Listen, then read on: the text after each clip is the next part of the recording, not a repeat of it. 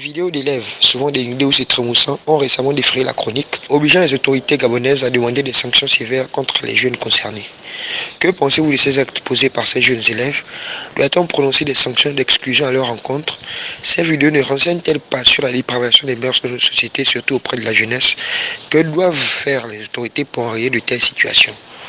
Voici les questions qui ont été posées par les correspondants d'Info 241, population de Pont-Gentil et de Libreville, et nous vous dévoilons les réponses qui ont été recueillies. Bon, moi je pense que le gouvernement a raison de prendre ces décisions-là. Pour moi, des sanctions de simples jours de cellules ne suffisent même pas. Il faut aller même jusqu'aux exclusions définitives de ces jeunes filles, les exclure définitivement de ces écoles. Mais non, comme autre solution, je propose aussi, disons, l'enfermement des parents, parce que ce genre d'agissement reflète l'éducation que ces enfants reçoivent chez eux. Ces conneries-là, vraiment, on doit prendre des décisions drastiques auprès de ces enfants, en fait. Ils doivent être sévis par la loi. Parce qu'on ne trouve pas ça normal des enfants ils sont là, et c'est des étudiants, ils doivent aller à l'école. On ne trouve pas normal qu'ils se mettent à twerker, s'exhiber, faire des conneries en public comme ça. Et non seulement ils mettent ça sur les réseaux, c'est pour diminuer carrément le Gabon au niveau international. Et c'est une mauvaise image carrément du pays, donc c'est pas carrément une bonne chose. Donc pour eux, on doit les exclure. Et le gouvernement doit prendre des décisions drastiques auprès de ces élèves-là.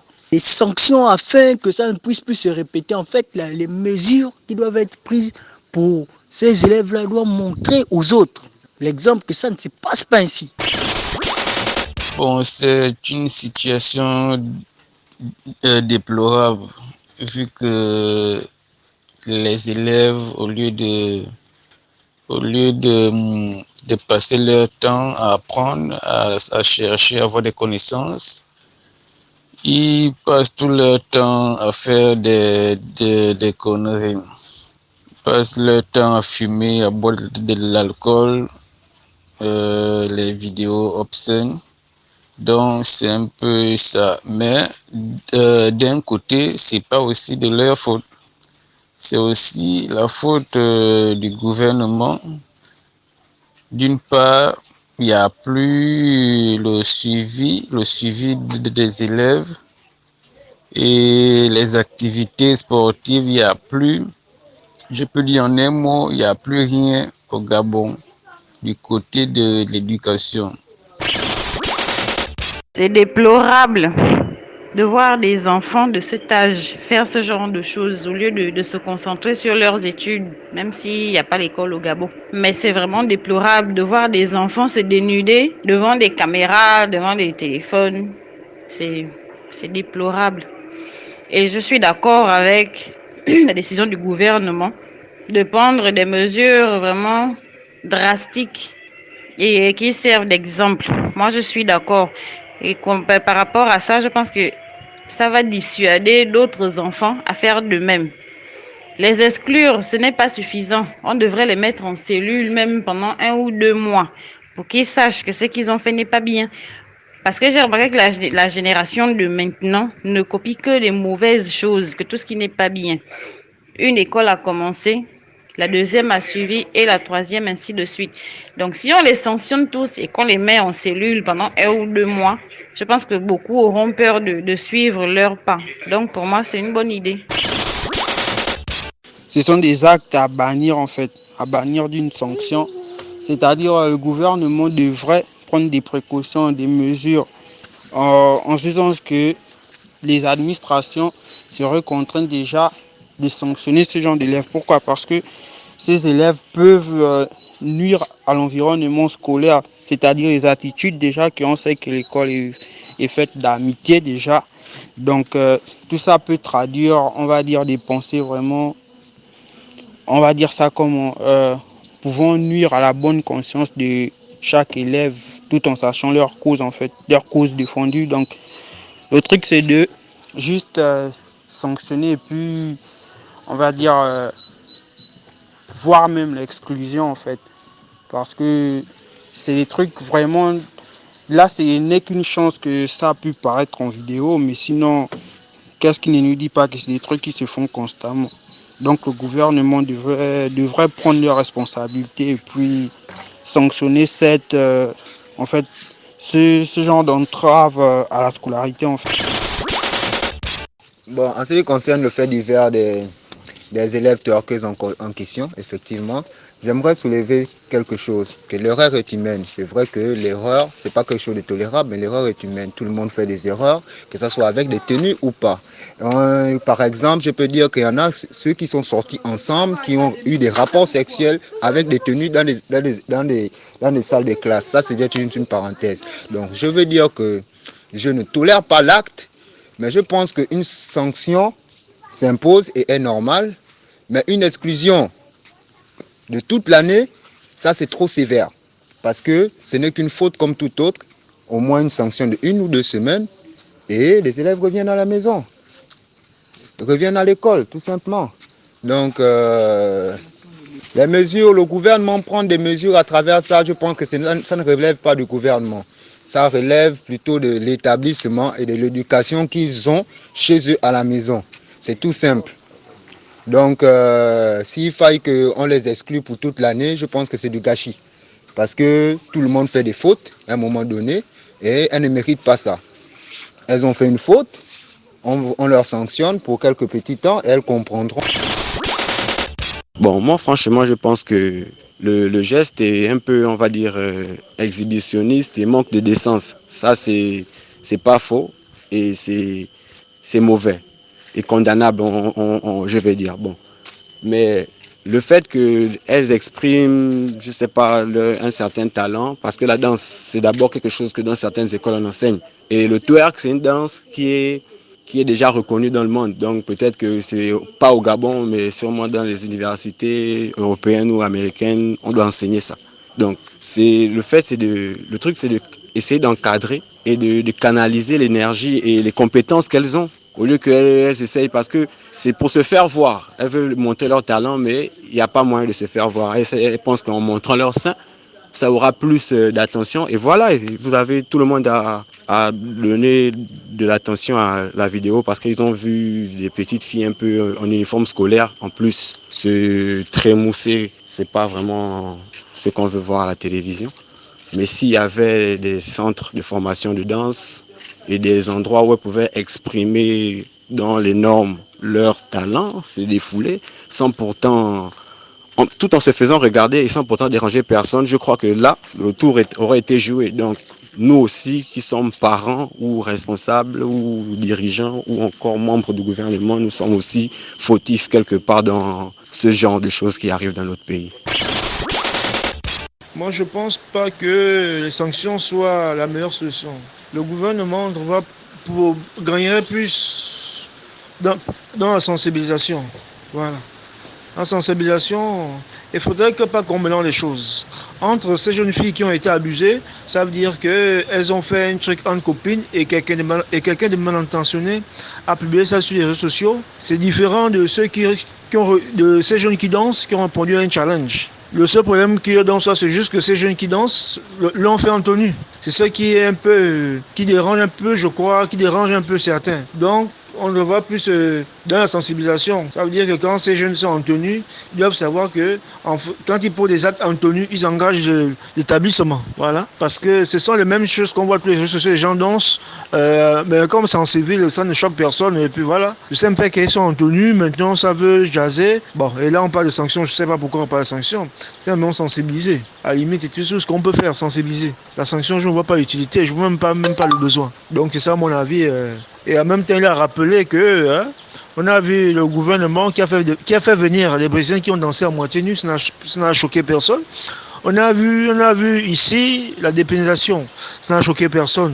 C'est pas parce que les gens qui dansent, les mêmes danses qu'on voit tous les jours, parce qu'ils dansent maintenant en tenue scolaire, ça cause une polémique. Donc je pense pas que les sanctions sévères, comme disent certains, soient la meilleure idée.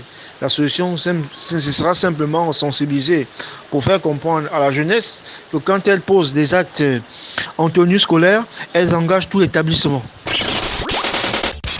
il faut punir pour éviter que ça ne se perpétue et que ça continue. Hein. Mais seulement dans la punition, il ne faudrait pas arriver dans une forme de sanction qui serait regrettable par la suite, parce que scolariser les enfants aujourd'hui, c'est difficile. S'il faut les exclure des établissements, je crois que ce serait plutôt des mesures extrêmes et stupides, parce que après, qu'est-ce qu'elles vont devenir? Elles vont se lancer en plein dans les mouvements de placement et ça n'apportera rien à personne. Maintenant, par rapport au gouvernement qui décide de prendre des mesures, excusez-moi, mais je suis un peu déçu parce que on ne peut pas s'arrêter au niveau des mesures punitives. Il faut maintenant chercher à voir le fond de la question. On parle de heurter nos us et coutumes. Mais quand ils ont dépénalisé, je ne vois pas trop là où ils respectaient nos us et coutumes.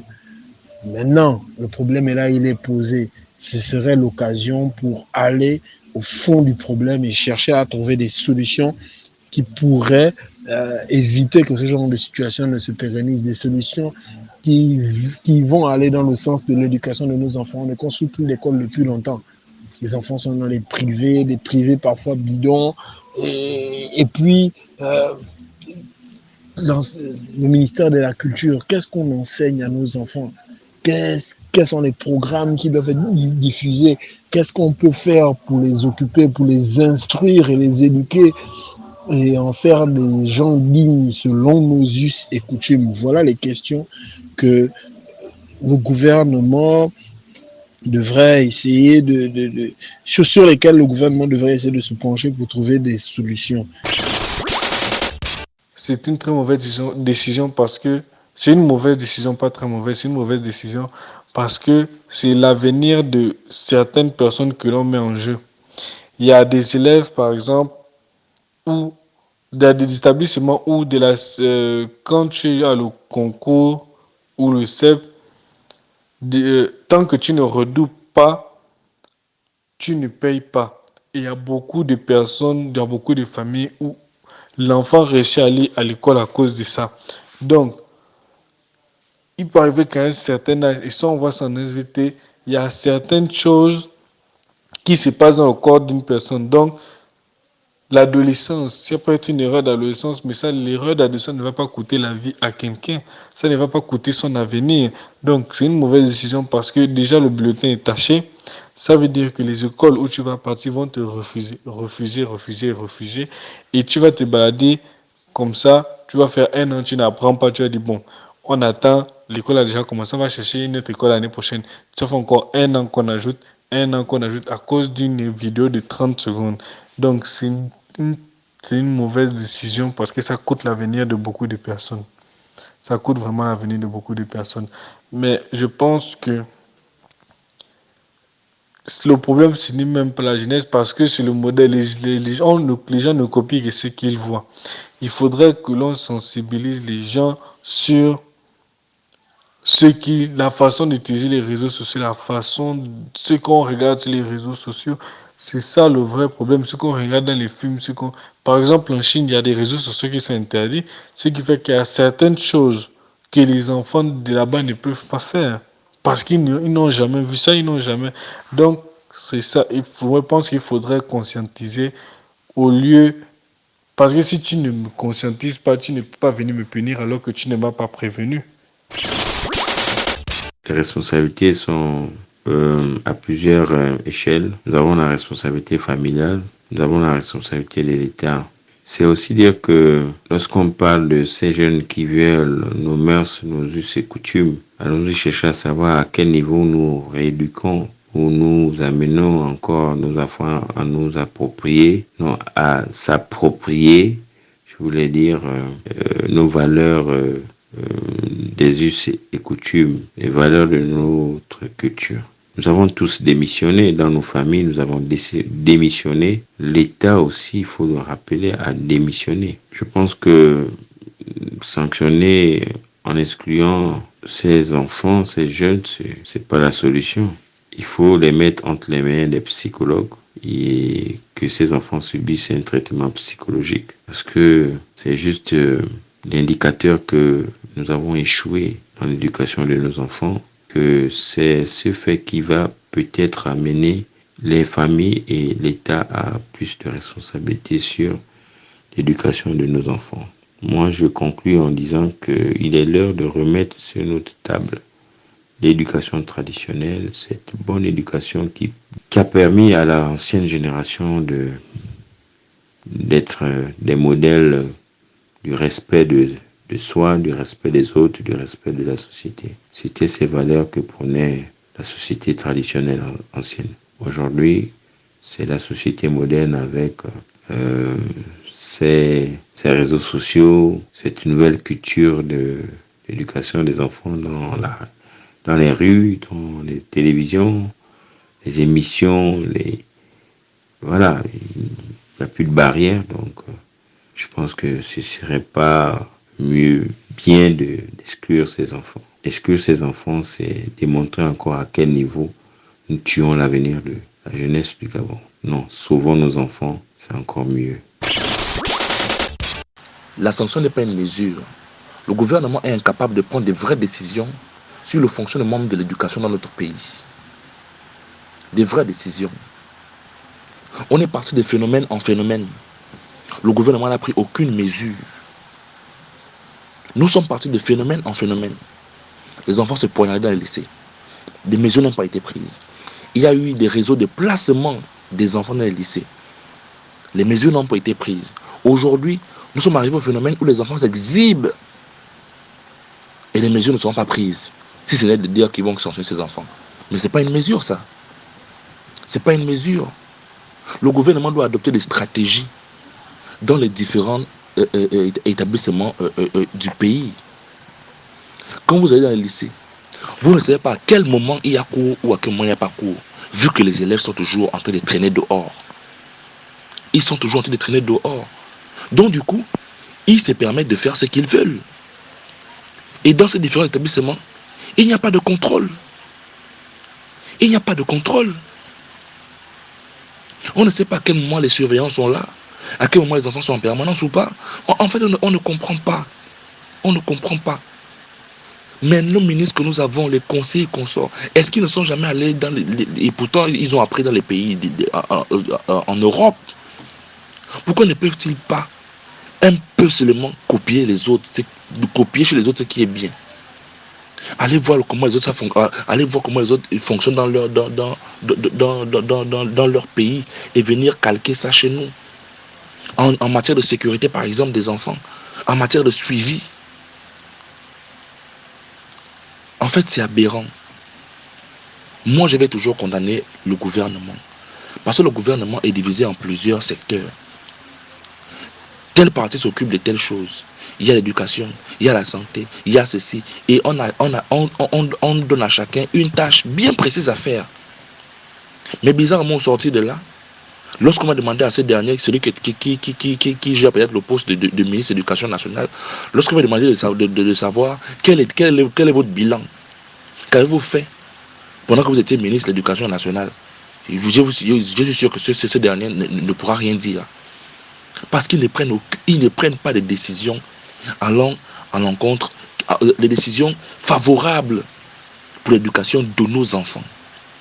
La jeunesse gabonaise est pervertie. Et elle ne fait que refléter l'image de ce qu'est le pays aujourd'hui.